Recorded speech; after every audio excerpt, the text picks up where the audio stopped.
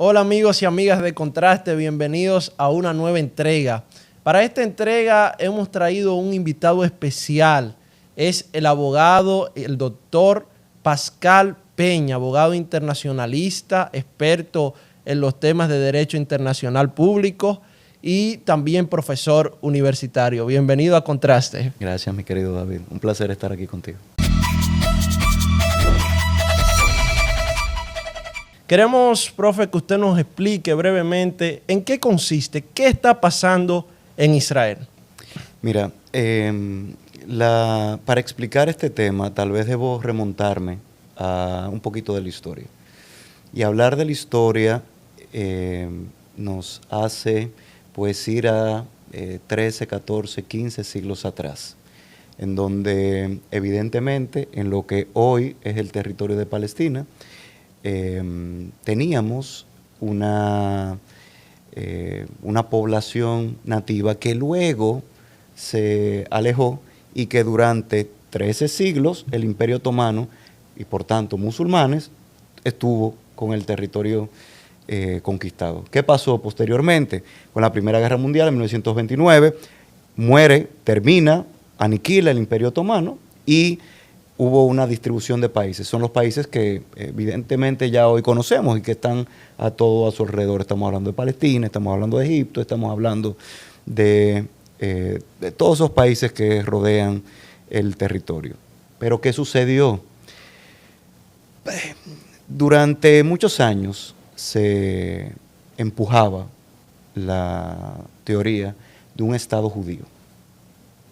Y esa teoría del Estado judío pues caló todavía aún más como resultado de la Segunda Guerra Mundial, en donde, como todos sabemos, Hitler, que pues surgió como un salvador de la Alemania, que había perdido también territorio en la Primera Guerra Mundial, pero enfocó pues su lucha en contra justamente de los judíos, y sabemos ya del Holocausto y del genocidio nazi. Productos, resultados justamente de eso, muchísimos judíos, 700.000 en aquel momento, pues se trasladaron a ese territorio, empujando entonces a la población en ese momento palestina a pues moverse a otros territorios. Y esa fue una situación pues que ha perdurado al día de hoy, porque cuando concluye la Segunda Guerra Mundial, esa Segunda Guerra Mundial hace que se distribuyeran los territorios. Era en principio un 55% el Estado judío, Israel, y el 45% Palestina. Y bueno, resultado de eso, hubo conflictos, se redistribuyeron territorios y encontramos lo que tenemos hoy. Tenemos Cisjordania, tenemos Israel y una franja, literalmente una franja en Gaza que hace frontera con Egipto. Perfecto. Y profe, ¿y qué específicamente, aparte de esa cuestión histórica que evidentemente, y como usted nos explica, existe y ha existido durante años, de tal forma que la tensión entre Israel y Palestina siempre se ha mantenido, pero según hemos podido ver en las noticias, lo que desata esta situación ha sido el atentado y también el secuestro incluso de prisioneros de guerra que ha hecho el grupo Hamás. Un grupo que, según tengo entendido, comienza a formarse a partir de 1984 alrededor, si no me equivoco. ¿Cuál es la razón de este grupo y por qué este grupo atentó contra Israel el pasado fin de semana? Pero mira, qué buena tu pregunta, porque me permite conectar con lo que estaba hablando hace un momento. Luego de lo que fue la Guerra de los 6 días, y eso fue después de la Segunda Guerra Mundial, como te dijo, hubo una distribución de territorios. En la Franja de Gaza se queda una población esencialmente musulmana, como te dije también Cisjordania, pero se crea ahí la Autoridad Palestina, una autoridad palestina que es esencialmente democrática y se puede decir que si bien evidentemente tenemos una población esencialmente musulmana, pero se permite el secularismo. Pero ¿qué pasa? En el año 2006, mira cómo estoy saltando del 84 al 2006, Hamás gana las elecciones. gana las elecciones en Gaza. Y al ganar las elecciones, así como lo estamos viendo, Hamás termina polarizando su postura.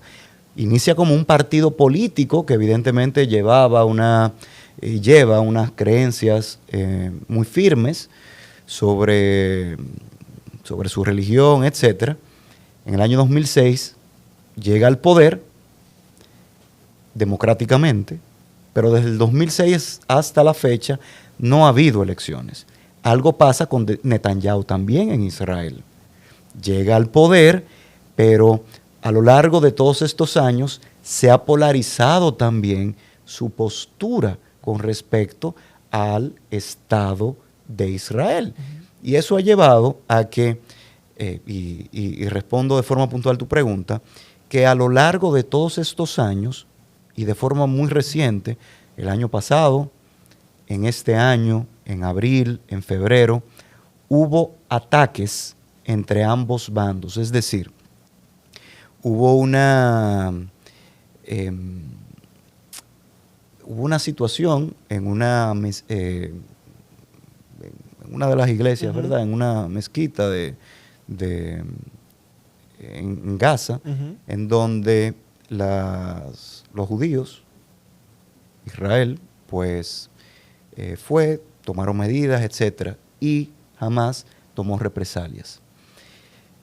Resultado de esto es que vemos, insisto, ha sido la polarización de ambas partes, que vimos ese ataque, como tú muy bien comentabas, el fin de semana, el 7 de octubre, pues amaneció atacando, pero sorprendiendo, luego de una celebración tradicional judía, que pues atacaron, no solamente con los cohetes, como ustedes saben, como tú sabes, hay una especie de domo, y digo un domo ficticio, porque lo que hace es determinar cuando caen estos cohetes y, bueno, explotarlos, pero también entraron estos simpatizantes de Hamás por parapentes, por mar, zonas que por son tierra, muy resguardadas, según tengo entendido. Extremadamente resguardadas. Entonces, ¿qué falló?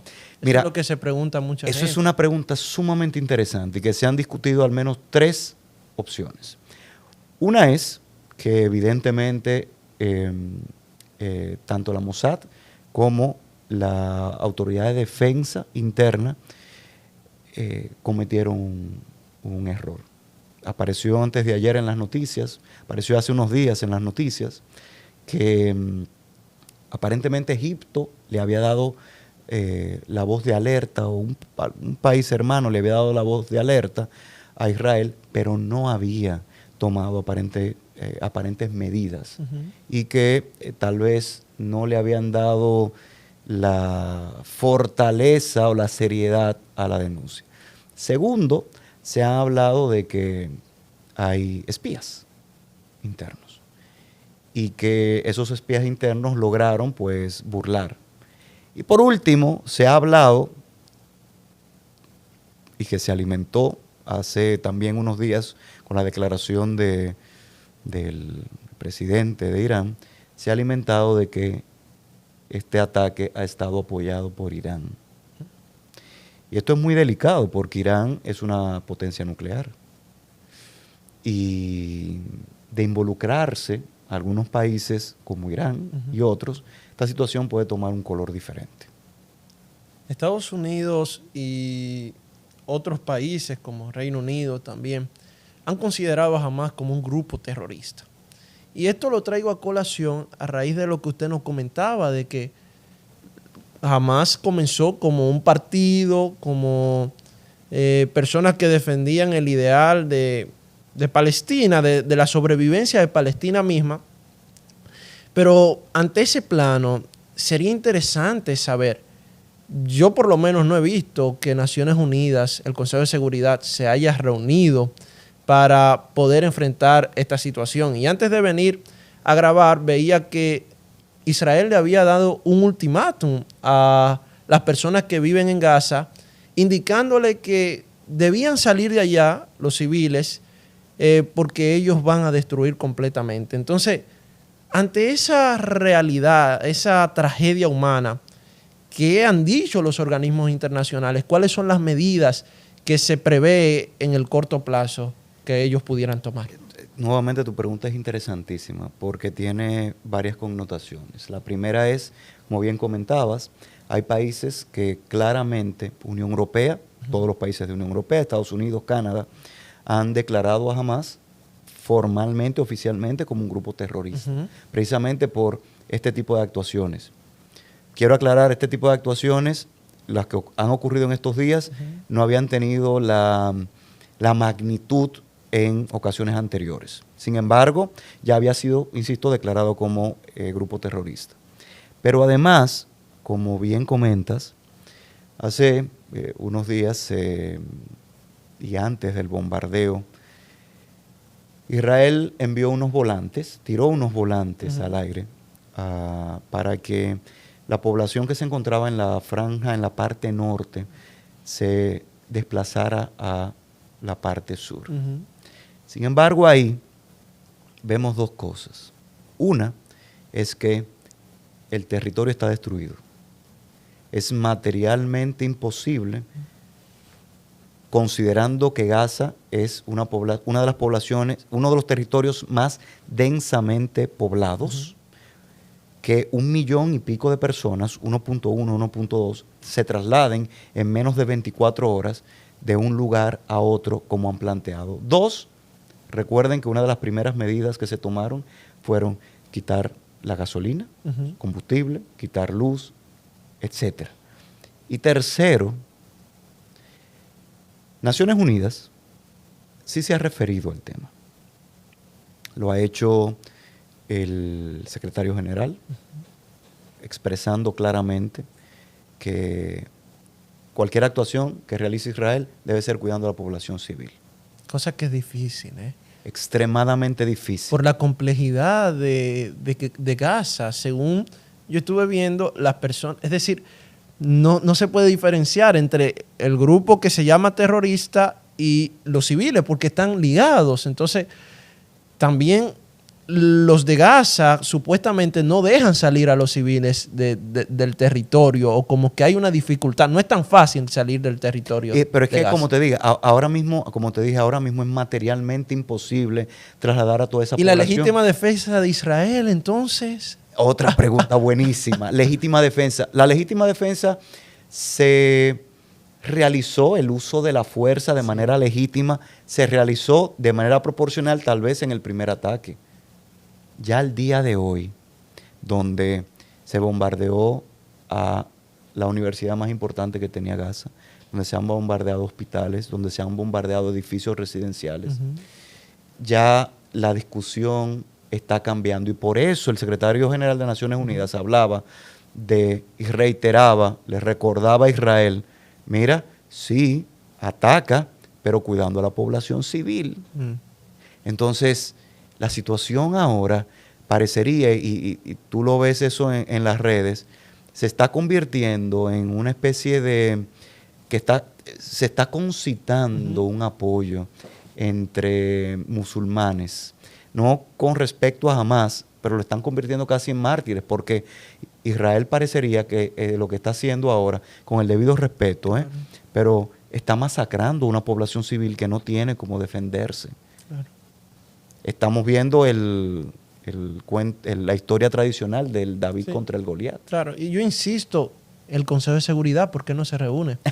Mira, el Consejo de Seguridad se reunió y abordaron el tema. Yo aquí voy a aprovechar para recordar otra guerra reciente, que me imagino sabes cuál es, que es la de Ucrania y Rusia.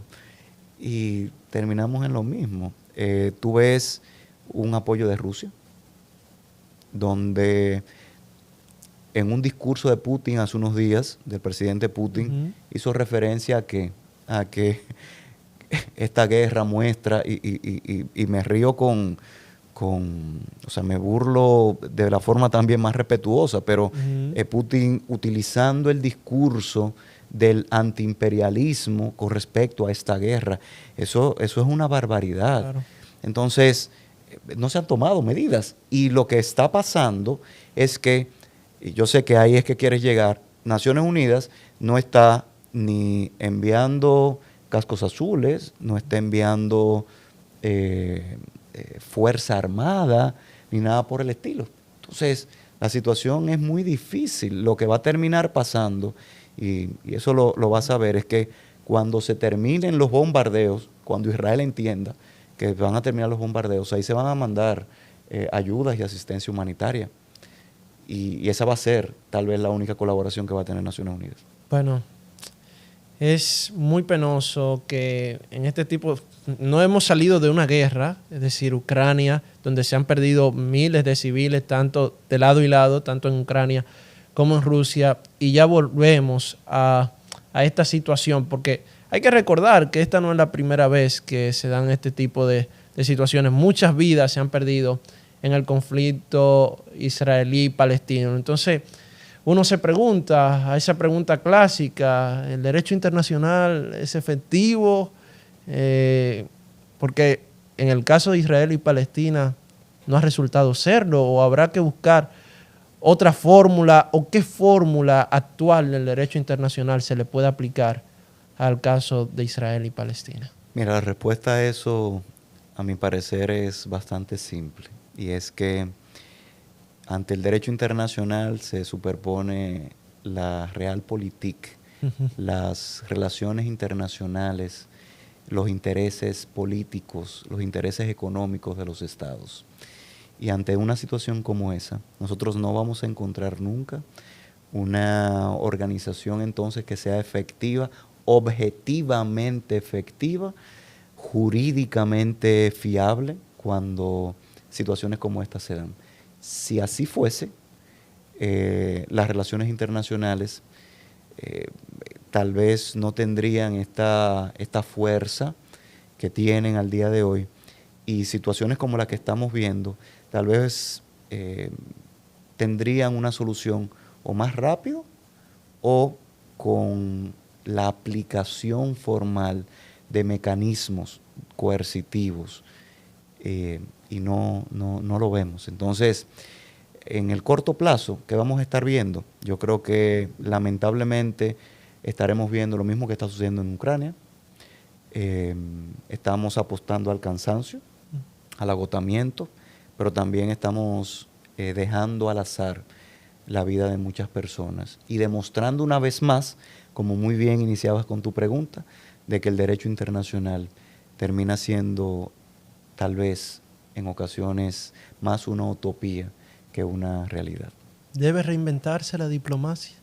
Debe reinventarse la diplomacia y debe repensarse Naciones Unidas. Así como después de la Primera Guerra Mundial se repensó la Sociedad de Naciones, se deben repensar los organismos que conforman Naciones Unidas. Si no, vamos a continuar en situaciones como esta, así seguir tal vez apostando a otro tipo de organismos internacionales como la Unión Europea, desde la perspectiva de integración económica, etcétera, u otros como la OTAN, que tienen al parecer un músculo mucho mayor que los organismos que conforman Naciones Unidas. Bueno, y luego de escuchar esta acertada respuesta sobre repensar la diplomacia, ahora quisiéramos hacer una breve dinámica. Nosotros tenemos nuestra comunidad, y nuestra comunidad, cuando le dijimos que íbamos a tener este espacio informativo sobre el tema de Israel y Palestina, le enviaron un conjunto de preguntas que me voy a tomar el atrevimiento de hacer. Claro. La primera pregunta la hace Carlos Espinal y dice: ¿la ONU tiene la potestad suficiente para la creación de un Estado? Buenísima pregunta. La respuesta es no. No lo tiene la ONU ni lo tiene ninguna organización internacional. De hecho, es uno de los principios básicos de la Carta de Naciones Unidas. Es un principio que también se establece, si lo vemos desde la perspectiva latinoamericana, en la OEA, y es porque Naciones Unidas, desde su conformación, lo que ha procurado es permitir el desarrollo y la autodeterminación de los pueblos, que es, insisto, uno de los principios básicos de la Carta. Pero con el tema de Israel, ¿no se dio como un tipo de reconocimiento por parte de Naciones Unidas? Excelente pregunta. Sí y no. Okay. Sí, porque habían estados que hay dos grandes teorías en derecho internacional para lo que se denomina el reconocimiento del Estado, la teoría constitutiva y declarativa. Rápidamente te digo, una es que si yo tengo territorio, población y una estructura, y yo me reconozco a sí mismo como Estado, pues yo puedo interactuar con otros sujetos del derecho internacional. Un caso distinto es ese reconocimiento que te realizan otros estados u otros organismos internacionales a través de ¿qué? De la suscripción de tratados. En este caso particular, sí, hubo un reconocimiento de otros estados a partir de la administración que tenía Gran Bretaña en su momento del territorio que tenía en ese momento Palestina e Israel, y dividieron. Y luego, que tal vez esa es la pregunta, luego en el año 48 se reconoce Israel como Estado dentro de Naciones Unidas para pertenecer a Naciones Unidas. Y a la autoridad o Palestina se reconoce como un Estado observador, no miembro, desde hace unos pocos años. Muy bien. Hay otra pregunta que nos hace Emilio Matos, o que le manda a hacer. Él dice que se habla poco de las motivaciones teológicas de esta situación. Sí, y en efecto, cuando hablaba ahorita de la polarización, justamente me refería a eso. Y brevemente te cuento un poco. Justamente polarización es por las ideologías que existen.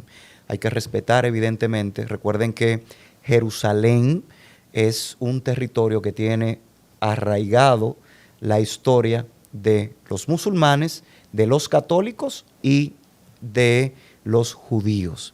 ¿Por qué? Porque ahí Abraham, Isaac, Jesús, etcétera, y es donde, como te decía hace un momento, se ha procurado pues tener el control de ese territorio. Después de la Guerra de los 6 días, voy a volver con eso,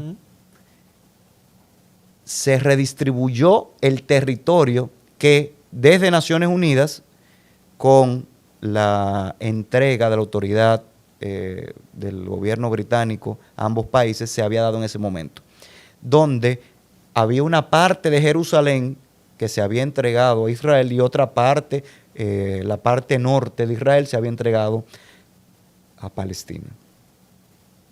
¿Qué pasó? Luego de la Guerra de los 6 días, como te digo, hubo una redistribución porque Israel atacó con mucha fuerza, como lo está haciendo ahora, empujando, generando desplazamiento forzado, como se conoce en derecho internacional, a muchísimos palestinos, y llevando el control, tomando el control entonces de toda Jerusalén, a un nivel que Naciones Unidas no reconoce esa parte, la parte norte de Israel, como parte del territorio. Y hace unos muy pocos años, antes de la salida de Trump del gobierno, recuerden que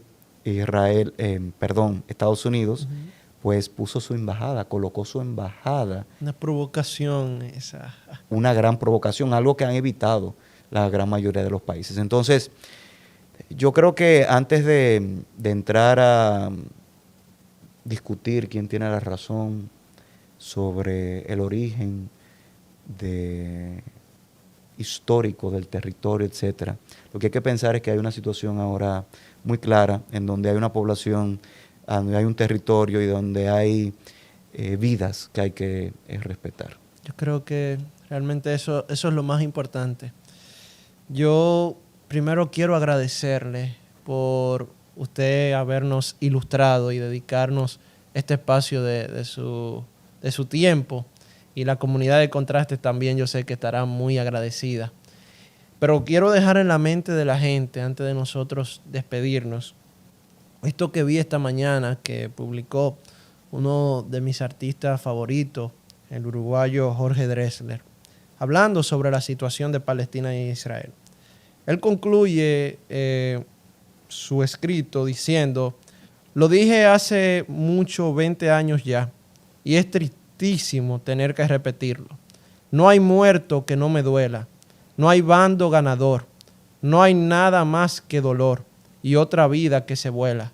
Alguien tiene que parar este péndulo monstruoso, por favor. No hay mejor forma de definirlo. Alguien tiene que parar. Alguien tiene que parar. Señores, esto es Contraste, donde la realidad es comparada. Esperamos que usted comente este video y pueda marcar ahí en la caja de comentarios cualquier pregunta que tenga y así saber si traemos otra vez a querido profesor universitario y doctor en Derecho Internacional, Pascal Peña. Muchas gracias, profe, por venir. Gracias a ti. Gracias a ti. Hasta la próxima.